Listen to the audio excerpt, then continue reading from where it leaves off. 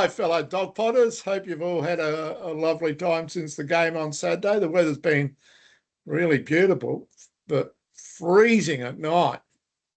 How have you been, Jim? Really hot. I've just been sitting next to the heater. Oh, yeah. Yeah, no, it's freezing. It is freezing outside, but no, I reckon it's actually warmer outside than inside my house. Really? Because my house is a cold house. Is that because of the rest of the family? Yeah, Yeah. yeah, not the temperature. The temperature's all right. Yeah. It's just Very cold people. It's just the people. Is that the same at your house, Connie? And how are you? I'm good. Yeah, that's I'm good. good. Yeah, I'm not cold. I'm toasty in my home office. Good. I just had a thought. Maybe we should take Trent's face and stick it on your Kate Bush. Whereabouts should I stick it on, Kate Bush? On her face. It would look On her good. face. Yeah. Well, they are two It'd be very beautiful people. It might work out. Yeah. Could be the start of something new. Though I have seen Kate lately on a film clip and she's changed a fair bit. Well, a recent film clip. Yeah. She did a bit of a Did she? remake of Running Up That Hill. She was in concert. Oh, And yeah, age is not her friend. Let me say that. oh So, really? Yeah, but you know, I've still got memories and I've still got her in the background, so I'm pretty happy about that. That's Bush. Oh, gee. So, not a great day on Saturday at Elizabeth Oval, but I note that, well, not one of the teams that played at Elizabeth on Saturday won, but both of our teams that played down at Woodville won. So, Cool. 16's having a very big victory, which is great to see. They really hit some form recently, but unfortunately can't make the finals. But great to see some players really doing well. Logan Treverton, who's a star again, 39 possessions. I mean, this guy averages about 40. He's a gun. And yeah, then looking at the under 18s who were playing against Eagles, who are equal top at Woodville, and gave them a bit of a touch-up up until three-quarter time. Then the Eagles had a bit of a sniff in the last quarter, but we managed to hold on. Again, the Central's midfield was dominant. They are one hell of a machine, that midfield. Callum Semler in the ruck again, an absolute beast. I think he had it was 48 hit-outs to their 19. And yeah. Get out of town. Get out of town. That's right. And Joel Cozzano, who qualifies for senior football next year, had a great day out, has had a great season. He's strong, he's aggressive, and he's really enthusiastic. Bit of pace there. So looking forward to seeing him next year. Just a little bit of work on his disposal probably would do him right. And then we talked about Tony Moroney last week. And I mentioned perhaps he's an outside chance for a league game, but I found out that he's actually a bottom major in the under 18s. So he'll still be in the under 18s again next year. And God knows what damage he's going to do then, because he's done a lot this year. But his twin brother, Luca, had a really great game on the weekend on the wing. So really good signs for the future. I believe they're both in the Adelaide Crows Academy. Correct me if I'm wrong. Any viewers, just comment below and we'll try and get some more clarity on that. But yeah, really good signs. We're a game ahead now. Funnily enough, in 2 weeks' time, we've got the Eagles again at Woodville. So very weird. Yeah, it's a real strange situation. So, yeah, looking very good for a double chance and hopefully a premiership. So that would be good news. That's great. What they should do there is when they play the teams so close together, they should just do it in the same day. Yeah, just keep playing. So they should play a game and then have a half an hour break and then play again. Yeah, why not? It's to save all logistically, it would be brilliant. Brilliant. Oh, well, with the way the SANFL is whinging about clubs not being able to afford reserves, I mean, they may want to try and introduce that next year, Gonny. Yeah, we could compress the whole season into 9 weeks. Yeah, that's right. Cut the costs. That's what it's all about, after all. They'll be happy as Larry.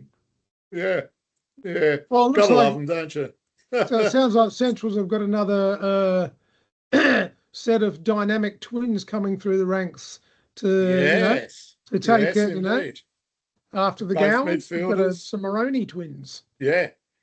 They look like they've got a bit more pace than the Gowans twins. So let's just hope they're as good around the ball. But if they are, they'll be in the AFL. So we may not see them. Probably. Yeah, they go too fast, don't they? Yeah. But anyway, it's great that we're producing such good players when you think about how many we've had drafted over recent years. And, you know, it's good for the club that we can produce this. It really gives the juniors something to look forward to go to when they go to Centrals. And look, I have to also take my hat off to the coaching crews down in the under 16s and under 18s. They have a very, very strong coaching outfit in both those grades. And dare I say it, the midfield coaching in the under 18s is brilliant. So oh yeah, well, I've heard about that midfield coach. The under midfield coach. He was. I mean, he was the forward coach last year, and we saw 3 or 4 guys drafted from Central's under 18s forwards last year. So, well, you know. Well, I saw one of them make their debut for Hawthorn on Saturday, Aidan Schubert. Yeah, Judy. I think he'll be something, that boy. He's done pretty well. He done pretty well. I mean, he got in ahead, on merit ahead of Kelsey Adair. So that's pretty damn good for the young man from the land of dogs. Yeah, land of Gawler Centrals, I think he comes from. Yeah. Cool. Yeah. Sharpie played pretty well again for the Dons. He's really improved a lot as the season's gone on. He is an animal around the packs, isn't he? He certainly didn't back out of anything.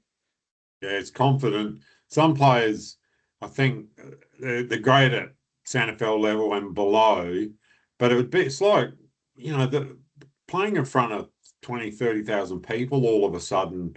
It takes a while for some players to adjust to that, but he's like a duck to water with it. It doesn't bother him at all.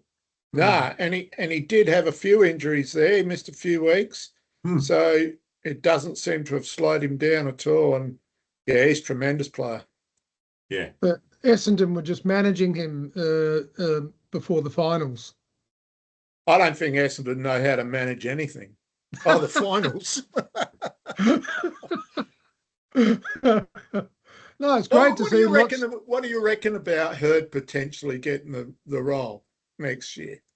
Oh, well, they've just it looks like they've got a lack of choices and people interested in the job, and they just he is Essendon's favourite son, James Hurd, because he was a pretty good player, and I don't know. I don't think many people are putting their hands up really for the Essendon job, and only people like James Hurd and Murray Davis. Murray Davis. Yeah, the coaching director. Michael Voss is in the running. Michael Voss. Oh my goodness gracious. Wow. So he's had 2 bites of the cherry now, so I think that's it for him. Yeah. They should go back to the well and drag Kevin Sheedy back out. He might come back, scarf waving. Yeah. I don't know. I mean, I look at what Hurd was involved in before when Essendon had their darkest period of their history, and I just don't think it's a good thing to bring people back like that. So anyway, that's only my opinion. No, I agree with you there, Dan. 100%. Yeah. He's damaged goods. Damaged goods, mate. Yeah. But anyway, it's great to see so many Centrals players running around in the AFL. Yeah. I mean, who is there? There's Millerer, Wayne Millerer, Dyson Sharp, like I just talked about. Yeah. Who else? Levi Dudley. Is he? Dud's magnificent. Cameron Nairn, Aidan Schubert. Matt Sugar. Leray, Charlie Matt Leray. Nichols. We'll claim Nick Holman. He's still going. Oh, Nick Holman, magnificent. We could claim Darcy Ford, I guess. And Jack Yeah, of course. Gunston. Jack Gunston, yeah. We'll He's a claim dog's them all. boy. We'll claim them all. They wouldn't have got where they were without going to Centrals. That's the truth. Manny Liddy. Manny Liddy. What has happened to him this Corey year? Durden. Corey Durden. Anyway, Right. thinking about the game on Saturday, I felt very, very solemn afterwards and have been since. But then I've been sort of reflecting today, and I've seen a lot of negative commentary around Centrals on various forums today. But what did you think, Gonnie? How did you feel immediately after the game, and how do you feel now? Yeah. Oh, I feel the same as I did after the game, just really flat and disappointed. We were just pumping them up last week, saying, oh, they're going to make amends. They've got to do, we can feel them coming better. And then, I don't know, it was kind of a bit of interest in the first half, and then it was kind of just boring. I felt flat, and it's not memorable either. Well, you can't even look at a passage of play. Oh, that was great. I remember that kick it was kind of like, I don't know. Yeah, just flat. Feel a bit disappointed, flat. Yeah. Got to be you, quite. Yeah. Sorry, go. I get mad when Centrals lose. You get mad? I get angry. All right. I hate, you know how when your team's winning, it's great. I don't know how that is much these days, but yeah. And then when they lose, yeah, you're mad. But when they play rubbish football, like they did last Saturday, I mean, 3 of the quarters, once again, were fairly even, I suppose. And it was a third quarter debacle, just like they did in their last game against Norwood.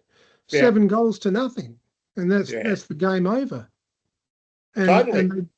And they're just unable to take field marks around the ground.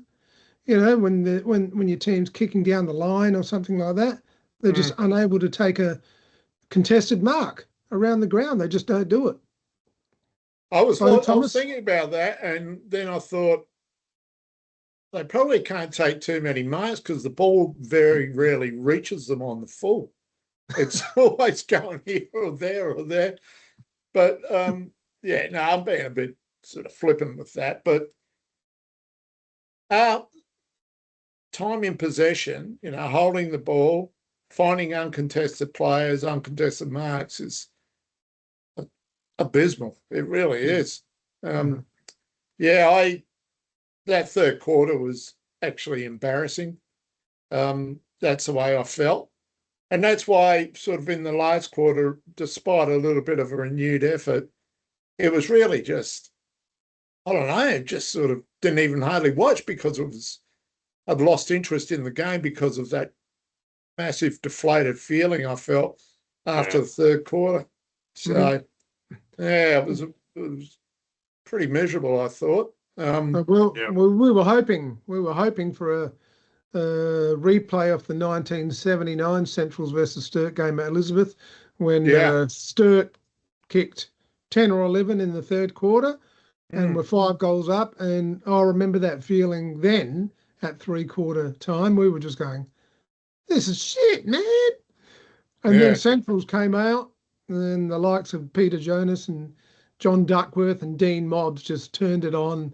And we kicked 10 or 11 in the last quarter and ended up winning by 5. And that was magnificent. Yeah. But we got the first one of the last quarter this time, but that was it. So that's it. That was it. Yeah. So, that was the worst part of the game, obviously, but we actually started quite brightly. And looking through the stats, we were on top in clearances. We had more inside 50s. We were only 5 behind in disposals, which is, for us, that's quite an effort, 80 disposals for the quarter. So it did start brightly, but we kept 1 goal 3. And even though we had probably more of the, well, as I said, we had a lot of the ball, much more inside our 50, kicked 1 goal 3. And, you know, they were able to mop stuff up very easily. They just couldn't get it out of our defensive 50 early on. We blocked it in well, but in a sense, it almost seemed pointless. We had no presence on the ground. Anzac was the only one. I think Max got himself a decent possession, but no presence on the ground whatsoever besides Max and that one possession. Sorry, besides Anzac. And I was running through some other stats today, and we're actually bottom of the table for tackles inside 50. So, you know, we've talked before about the game style we have, which is get the ball, kick the ball long, and try and win the next contested possession. Well, it turns out we're bottom in contested possessions as well. Or down there, sorry, I'd have to double check that. So if our game style is based around winning contested possession, kicking long and winning again, no wonder we're sort of down the bottom of the table. We're just not doing it. Yeah. Not getting the job done, it sounds like, in most departments. Yeah, in most departments. Yeah. I mean, the defence are doing they're doing the best they can. Yeah. The Central's defence, led by Big George Kendall, of course. Big George has been great. And Bryn and Billy Isle has been good since he's come back. Yeah. A little bit of run out of defence there. It's good. And Luca Whitelam had a good game on Saturday. He did. But it's really hard for them. It's really, really hard for them with the amount of forward entries from the opposition team every single week. They're getting bombarded. So my hat goes off to the Central's defenders. They're doing the best they can. Yeah, I think they've done pretty well, you know. Sturt only kicked 13 goals, and they kicked 7 of those in the third quarter.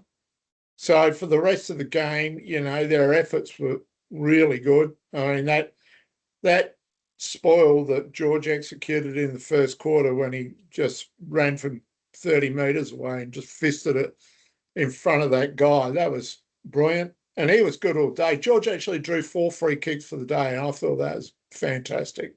Big George. So he did some good fisting, George. Good fisting. Apparently, he's okay with that as well, Gonnie. He does that well. So Fist of Fury. Fist of Fury. That's right. That's what we should call him, Fist of Fury. And Kwai Chang Kane. But you know, none of our defenders, I think, got beaten as such. They may have got beaten, but not badly, because their highest goal kicker was 2. You know, they shared the goals around. There was only 13 of them, but they got one of their wingmen got 2. And we'll talk a little bit about that when we sort of have a look at some of the best player things, which we'll do now. So before we go on, what were your thoughts about the team that was selected and the way it lined up? It didn't line up the way it was published in the paper. It was slightly different, and I managed to take a record of how it lined up on the day. And Press started in the back lines with Saunders in the middle, along with Chisholm and Fahey. Brodie Wills on a wing. And I have to say, until he did his knee, I think it was his knee, I haven't had that confirmed. I thought Brodie Wills was actually really good on the wing. He was going pretty well, covering ground, showing a bit of pace. It was such a shame to see him go down like that. I think he's a fine young player, Brodie Wills. He looks the part. He does. So anything about the lineup, Jim, that interested you? There was because we've got a few injuries out, with Kobe and Harry Grant was out. I'm not sure where Harry Grant is at the moment, what injury he's got, but I think he's out for the season as well. I keep seeing people out for the season and then it sort of changes, but go on. Yeah, I don't know about that injury report on the Central District Football Club website. Yeah. But yeah, I mean, the season's shot. So, and teams normally give young or new players a go at this time of the year to see if they can, see if they're up for it and things like that. And it was good to see like Henke come in for a game, and yeah, he showed a few little patches and things like that. But the structure that we have been forming over the past maybe 6-7 weeks didn't seem to be there on the weekend. It was all dismantled again. Yeah. That structure that we were developing, it wasn't there. No. Yeah. What do you think, Ronnie, about the side, the way it lined up, and any selections? Yeah, just at a glance, when I noticed in the first quarter in particular, that was interesting seeing Elvis, the Presbo in the back lines. That was quite interesting. And I noticed that Grace, even though he's never really named a 4-4 these days, it's like a flank or something, but he always sort of ends up being a focal point near the goal square. I didn't see him doing that on Saturday. He sort of paved the way. He was sort of more out of the way, whether that was conscious, and the coach said to him, "I'll just give these other taller guys a go." I thought that's a good thing. He shouldn't be the main focus. So if they can get a bit, he still can take the flashy mark and stuff, but there's no reason why he can't do that sort of a bit further out. So yeah, he wasn't the main target. He's always our leading forward. So it's worth a shot. Shake that up a bit.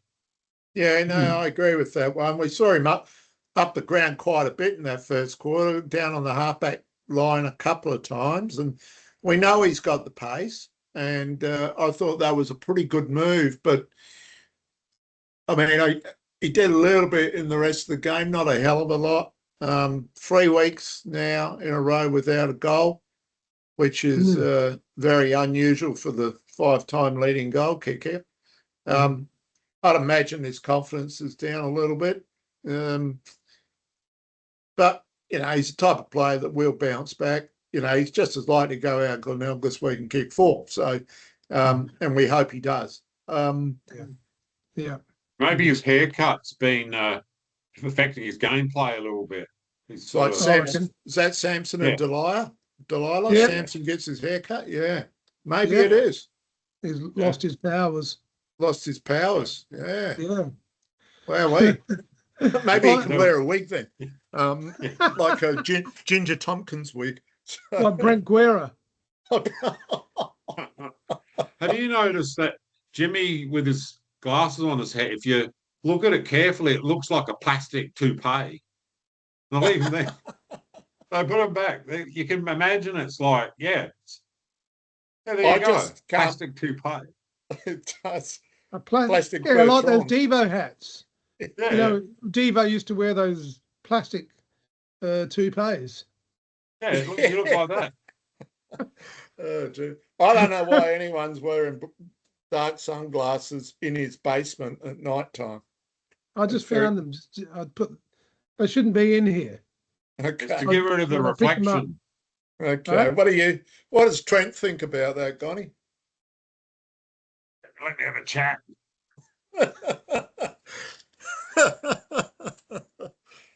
No, he's still smiling, so that's great. Go, Trent. So speaking about selections, there were a couple of changes.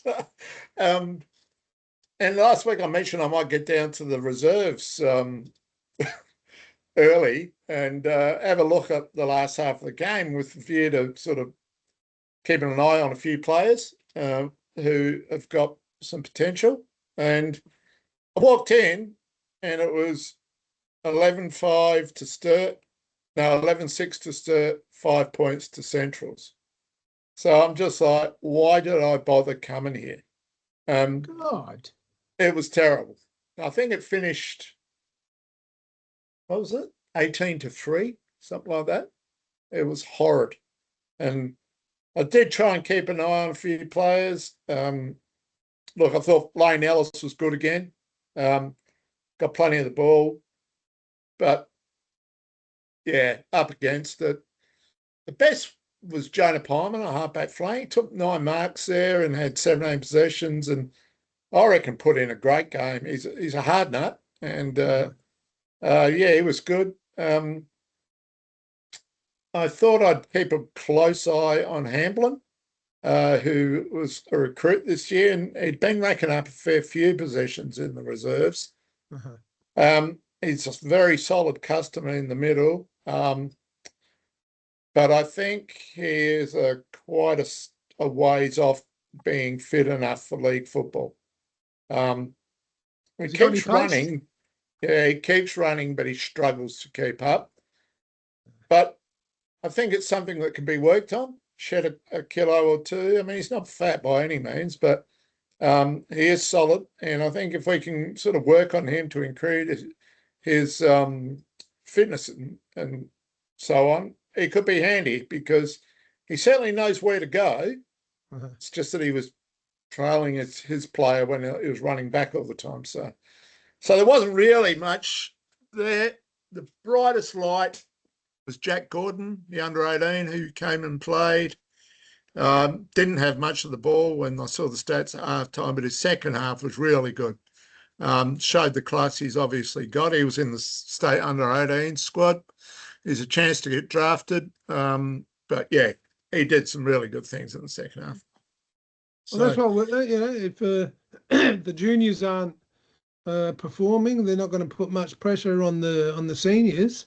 That's what the good clubs do. They have good A's and B's and juniors, putting always pushing the pressure up, making all grades perform better. Yeah. And something's going down at the club. Yeah, that's a very good point, Jimmy. I mean, when you're not fighting for a spot, then it does, what's the consequences of them playing shit?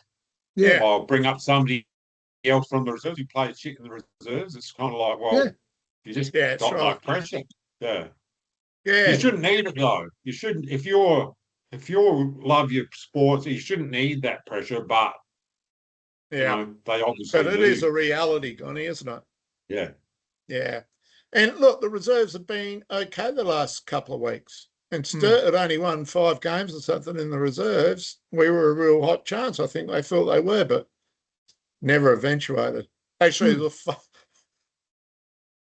that lovely lady that sits along from us, I had a chat to her. Her name is the one who yells a lot of things out. And had a chat to her in between the games because it was cold and she was standing near me warming up. Her name's Paulette. And I said, that was a very funny comment you made during the reserves game. She said, what one was that? I said, well, you were shouting out, chase, chase, chase.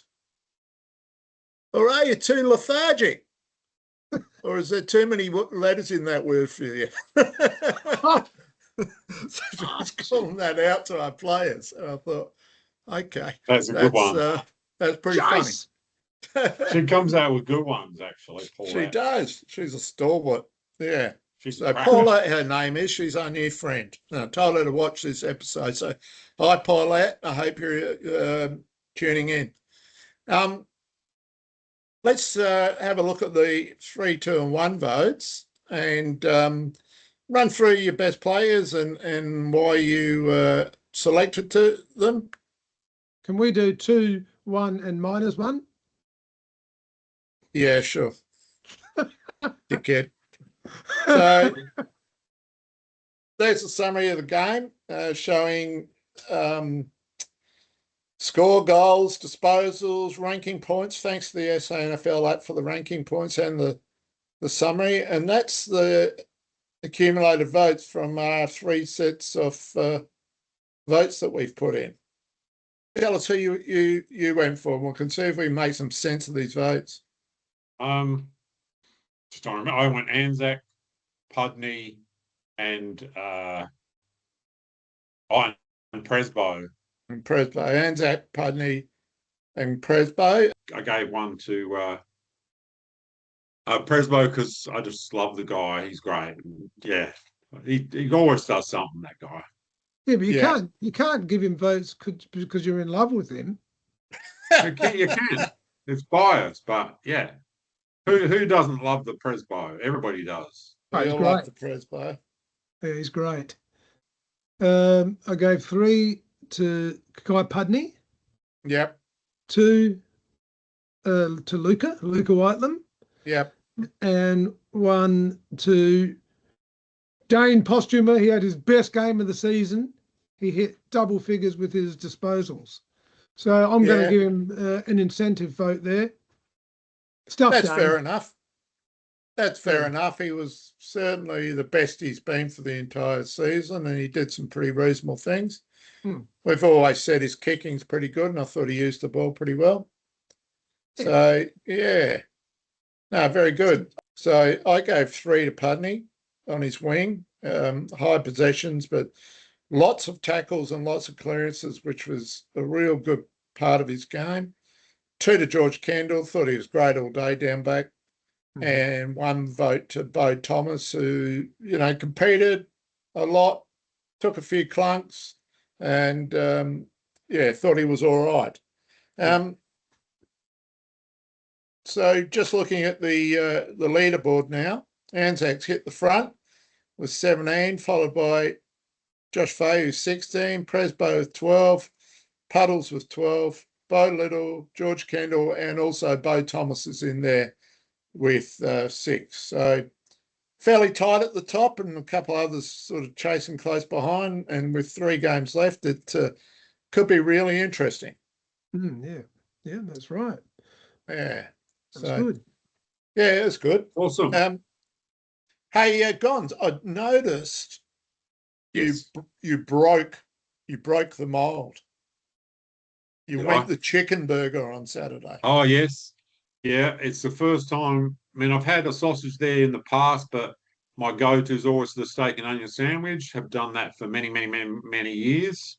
And I went a chicken burger. Apparently, they've had them 3 years now. I did not know this. Spicy chicken burger. I'd give it a 6 out of 10, maybe a 6.5. Good. Yeah, it was okay. What do you feel? How do you feel it could be improved? I reckon the choice of burger, it sort of had, it tasted like, like you'd get like a Bird's Eye frozen chicken burger out of the supermarket. But if they could source a better quality burger, I reckon then they'd be talking turkey, well, chicken in this case, but yeah. Yeah, so that's my vote. Yeah. Yeah, okay. Yeah. Yeah. I just went the standard chips again, and never disappointed with the chips. Couldn't eat anything else afterwards. Too full up.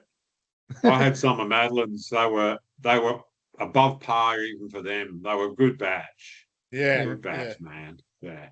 Good chips. Always good Is chips. anybody ever going to try the Absolute Bulldog? I can't do it myself. It's just the Absolute Bulldogs. What's that? That's their AB, the Gyros and chips.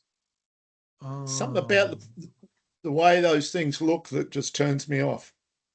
Yeah, they look like an abortion. Well, that's what the AB originally stands for, isn't it? Yeah, that's right. Right, we'll put Jimmy onto that next time when we play the Eagles. Or hang on, maybe we should all have one on the final game against Port. Maybe. That way we can, if it's horrible, we can throw it at the Port supporters. That'll make them smell better. Did you have any food, Jimmy, or were you being a tight ass again? Well, when I got up, everyone started offering me their chips. Yeah. So I had plenty of chips first, but I still went down to the canteen and bought a pie with sauce, and I haven't bought a pie with sauce at football for ages, even though it's the most traditional football meal, a pie with sauce at the footy. But the taste of it was okay, but it was floppy. It was all floppy. It wasn't Floppy crispy pie. at all. Yeah, I had a floppy pie. And you had to be really careful when you were eating it because it just kept on flopping down all the time. Yeah, the pie is interesting at the footy. I prefer one that's scoffing temperature and a little bit floppy, so you just polish it off, just like that. Whereas the hard, crusty ones, they're usually like lava inside, and when you put the sauce in them, it runs down your chin and gives you blisters on your lips. Bad. Yeah. Funny. So you prefer floppy, Danny? You're saying you prefer floppy? I Yeah. prefer it floppy. Yeah, Yeah. that's it. And Jimmy likes it. at my age, you really can't have anything else. Jimmy likes it firm and crispy. Yeah. So, okay. So pretty standard. I haven't had a Glenelg canteen excursion for a long while, so I'm looking forward to that this week.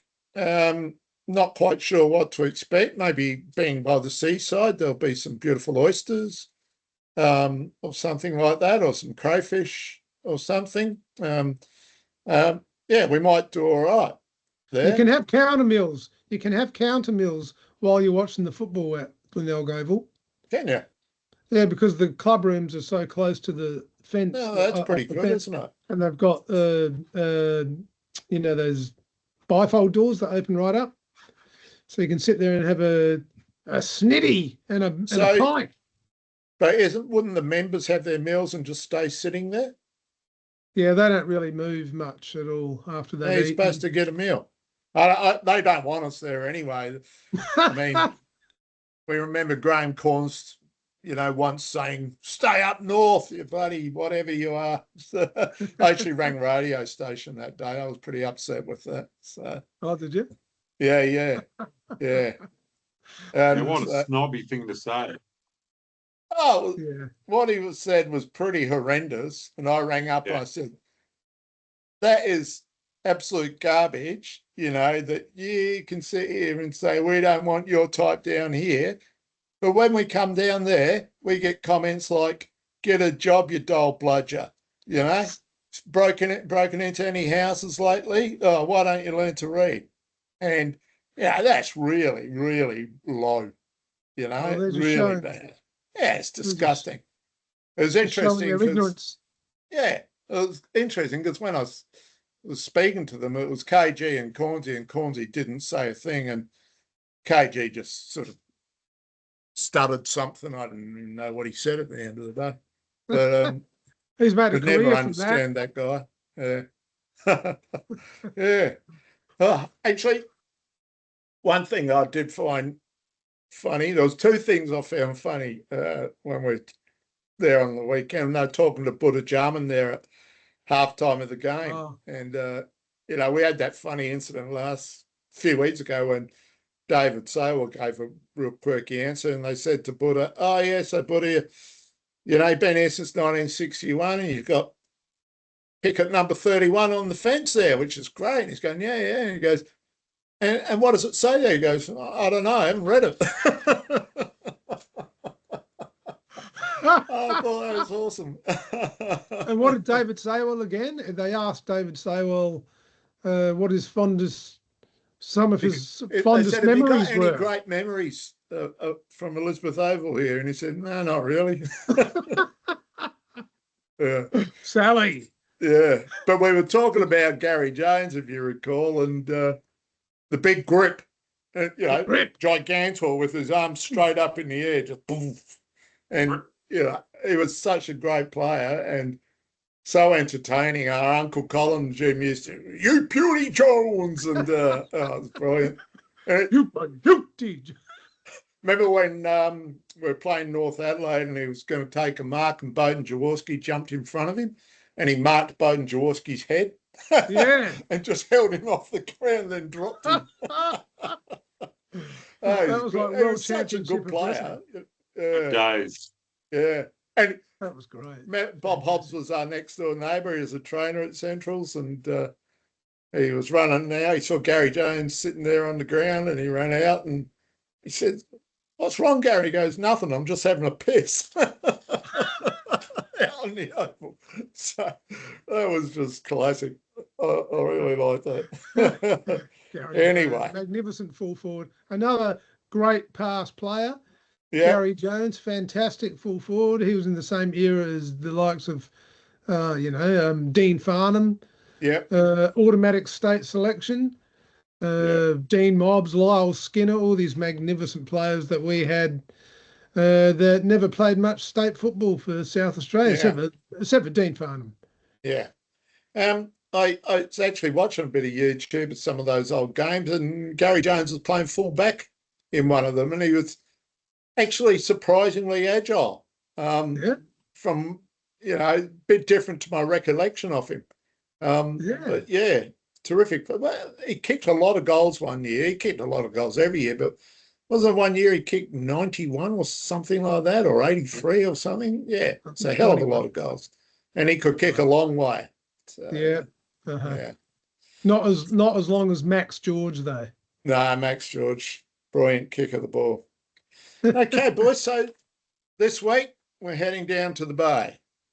We had a really good hit out against them last time we played at Elizabeth. 7 points was the difference. Really unlucky to lose. We're heading down there. They're brimful of confidence, top of the table, looking towards another premiership, of which they've had a few in recent years. I'm not feeling particularly optimistic after some of those efforts on Saturday. What do you think, Gom?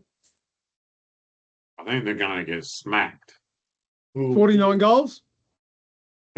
No, I just feel, I don't like saying it, but I just feel that they just let us down so much on the weekend. I just can't, I can see it being, at best, will just be a dour affair where we sort of go into damage control early. So, yeah, I don't know if it'll be entertaining, but we'll be there, as we always say, every week. Yeah, we'll be there. But hopefully I'm wrong. I'd love it if I'm wrong. For sure. What do you think, Kwai Chang? Well, I think Paul Thomas is going to keep playing a few new young players. May as well. So the rest of them, all the senior players, have really, really got to step up and support those young players that are going to be coming in. And we're going to get beaten solidly. But I won't mind if I see some good youth coming through and the senior players really stepping up and showing them how it's meant to be at league level, the effort and the determination and the grit that you've got to put in at league level, showing those young players that are coming through, the likes of Presbury and the other senior players. They've just got to really bust their butts this week. That's what's got to happen. But yeah, we won't win. Yeah. I don't think so. It's not nice to sit here and say that, is it? But it's all logic and rationality says we're not going to win. But again, we hark back to the fact that we played 3 quarters against Norwood. We played 3 quarters against Sturt. 1 quarter, the third quarter in each of those games cost us. Cost us a game probably against Norwood.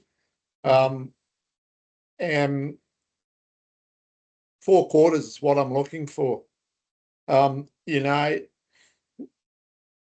We have to play that way to have a chance to play 4 quarters, because we've obviously got players that are not league class. We struggle with our skills and winning the ball. Our game is all based on pressure, tackling, and kicking long, and then hoping to do that again.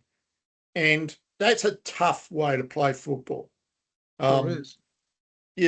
It takes an immense amount of effort to maintain that level of pressure if all you're going to do is burn the ball and dump it forward again. And we've seen that, the last 2 games, we've seen that where we didn't sustain it through the third quarters, but we managed to get it back again in the last quarter.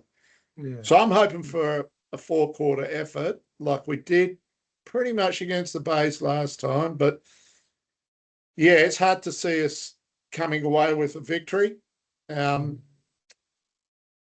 you, it could be better this time if the umpires look after us a bit more, not like against Glenelg last time when they gave Hosey 6 free kicks in the forward 50. And the free kick, the free kick count was 20-8. Crazy. Shocking. But look, I'm saying we'll get within 4 goals. I think we will. And at some stage during the game, we will look a chance. Yeah. Yeah, I feel that's the case. Well, I can't remember the last time we didn't put in a good effort down at Glenelg Oval. Yeah. I think we bring our game there every time we go down the bay. Fair point. It's like you said, 4-quarter effort is what it's going to take to compete against the top side, and be fantastic if we, drive home happy with a victory. Be brilliant. Maybe Glenelg managing a couple of their players, hopefully. Sure. I reckon we should all bring scarves with us, and you never know, we might be hanging them out the window on the way home. That would be great. How good was that? Going down Brighton Road with doggies, scarf out the window would be beautiful, like the old days. That was unbelievable when you used to do that, eh? When we'd all be driving back from somewhere, and occasionally, very occasionally, usually when we played at Adelaide Oval and had a win, we might stop at KFC at Prospect there, which was just the best thing ever. So that was about the only KFC. That in Woodville, I think, were about the only KFCs at the time, and it was like Christmas. So that was doggy heaven doing that. Doggy heaven. It was great if you didn't know the results of other games that same day, you could tell by the colour of the scarf out people's windows. Yeah, that's right. It was great. But we used to rush back to the car after the game so we didn't miss the start of the footy roundup on the radio. And we'd sit there and listen to who got best in all the games and all this sort of stuff. And you'd also hear sometimes the last part of another game. And I love that. And, it really disappoints me that the Sandfield doesn't get that level of coverage anymore. It's still a good competition. The Sandfield themselves still say that it's the best comp outside of AFL, but we've been beaten in the state games the last couple of years. But, if AFL wants to focus on something, it should be focusing on promoting and marketing, SANFL, promoting and marketing the game and getting more coverage, which I did a little bit last week, but, and the media needs to get behind that. Oh, for sure. Yeah, that's right. The AFL, I don't know. I think they're going to make the if they do get rid of the reserves, I think they might replace it with the girls, maybe. It's looking that way. I think that they definitely be thinking like that. The women's team would be the sort of second billing, if you like. Yeah. Or they're going to put a lot more effort into the 18s and play them immediately before the league. But we discussed a lot of that last week. But none of us are happy. Yeah. Which is fine. Gives them exposure, and if it will bring more people through the gate, then why not? Yeah, it would have been cold running out there onto Elizabeth Oval after the league game on Saturday night. That's when the girls played. It was like ice when we left. It was so cold, and they ran out in their shorts and short sleeves, and unfortunately got beaten again.